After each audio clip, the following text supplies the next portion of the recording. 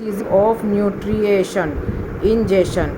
जो फूड होता है वो एलिमेंट्री कैनल में टेक किया जाता है माउथ के थ्रू, और फिर उसको जो टीथ होते हैं उनके थ्रू चू कर दिया जाता है और टंग के थ्रू इसका टेस्ट लिया जाता है। नेक्स्ट है digestion in the various part of alimentary canal. जो बकल कैविटी है उसके अंदर फूड डाइजेशन शुरू हो जाता है एकदम उसी मोमेंट पे जिस मोमेंट पे के फूड का एक भी बाइट लिया जाता है। डाइजेशन इन बकल कैविटी। जो इंजेस्टेड फूड होता है वो चू किया जाता है और मोस्टिकेटेड किया जाता है बकल कैविटी के अंदर। इसके अलावा जो म्यूकस होता है सलाइवा के अंदर का वो मॉइस्चर कर देता है और लुब्रिकेट कर देता है फूड को, जिससे कि वो सॉफ्ट हो जाए और उसे चू करने में और स्वेलो करने में कोई प्रॉब्लम ना हो। नेक्स्ट है जो स्लाइवरी एमेलेज होता है सलाइवा के अंदर, वो स्टार्च को ब्रेक करके मैल्टोज में बदल देती है। नेक्स्ट है फेरिनेक्स और ओएसोफेगस। ये जो डाइजेशन होता है वो इन दोनों में से किसी के अंदर भी नहीं होता, ना ही फेरिनेक्स में और ना ही ओएसोफेगस के अंदर डाइजेशन होता है।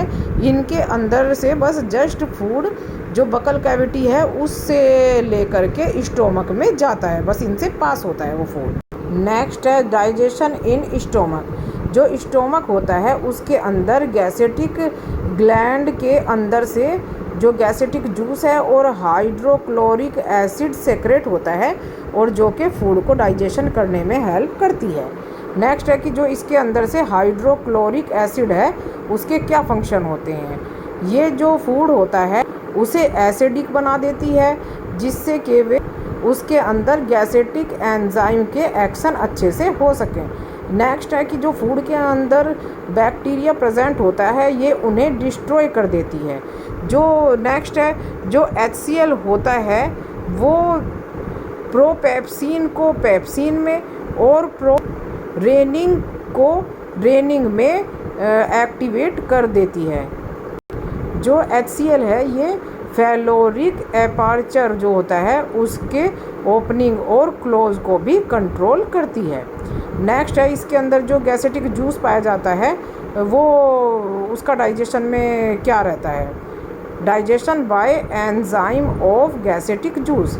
अभी ऊपर जो पढ़ा है पेप्सिन उसका है इट ब्रेक या फिर हाइड्रोलाइसिस कह सकते हैं कर देती है प्रोटीन के मॉलिक्यूल्स को पेप्टोन्स में या फिर और प्रोटियोसिस में, मतलब इन दो चीज़ में ब्रेक कर देती है।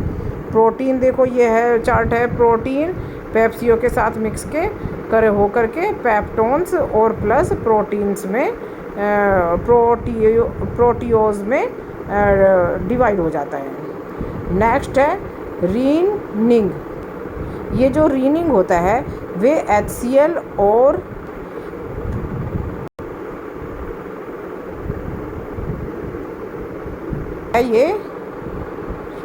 ये फैट का पार्शियल डाइजेस्ट कर देता है ये।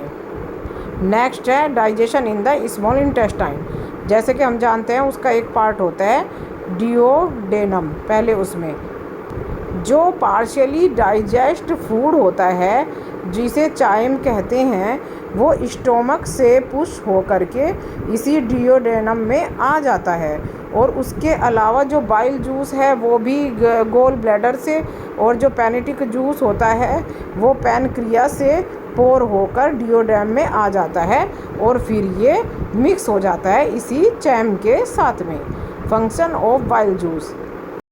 जो बाइल होता है वो डिओडेनम में जो चाइम होता है उसकी एसिडिटी को न्यूट्रलाइसिस मतलब कि ख़त्म कर देता है।